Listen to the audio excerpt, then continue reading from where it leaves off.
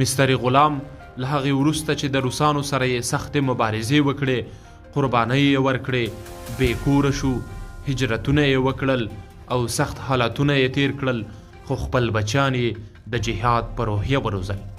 خپلې کورنۍ ته یې د جهاد او مبارزو روزنه ورکړله او کله چې امریکا په افغانستان یرغل وکړ نو یې خپلې د شوروي جهاد پر وړاندې کارولې وسلې راواخیستې او د نړۍ د دې ستر یرغلګر پر وړاندې چې د ناټو غړو یې ملتیا کوله خپلو بچیانو ته په لاس ورکړې او خپله یې هم پر یو بل جهاد لاس پورې کړ. زه د روسیانو په مقابل کې وجنګېدلم.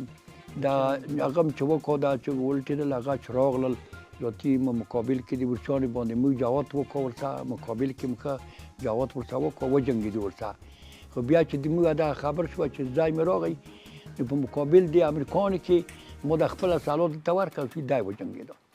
هغه وایي د سترګو پر وړاندې بچیان شهیدان شول خو د امریکا د اشغال پر وړاندې د خپلو بچیانو شهادتونه د ده لپاره ویاړ دی او هیڅکله پرې پښیمانه نه دی. یو په وتاسیا کې شاید څو د کوتر په کور کې تیارې ورته راغلې، شپږ تیارې چاپای پرې وویله، شپږ تیارې راغلې. ما په دې سترګو ورته کتل، زه په یو کور کې وم د شپې، دا درې تیارې د لاندې وې، بیا یې هغه ور واچول، دا یې ولاړ ساعت ټک یې ولوېدو. د څه نه یې بمونه ورته کېښول په لاین کې، یو بم ډیل یو دلته دا یې ور ورتېږل. هغه د څه ته چې ور ورتېږل په کوم شهید نه شو دی.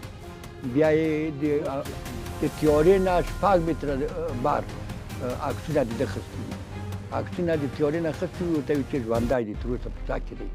هغه یې بیا ورته هغه ور ورتېږل، دا څه بلونې ګاز یې چې ور ورته دا یې شهید کړل.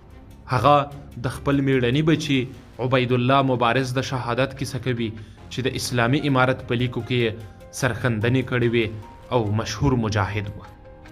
د ما زوی په دو مشهور شو چې سپریا کې وویشتل، ګوره د بدرې ولې ولسوالي ونیوه، یو ور د سیدآباد ولسوالي ونیوه، یو ور د چک ولسوالي ونیوه. په چک کې جنګونه وکړل، مشهور شو.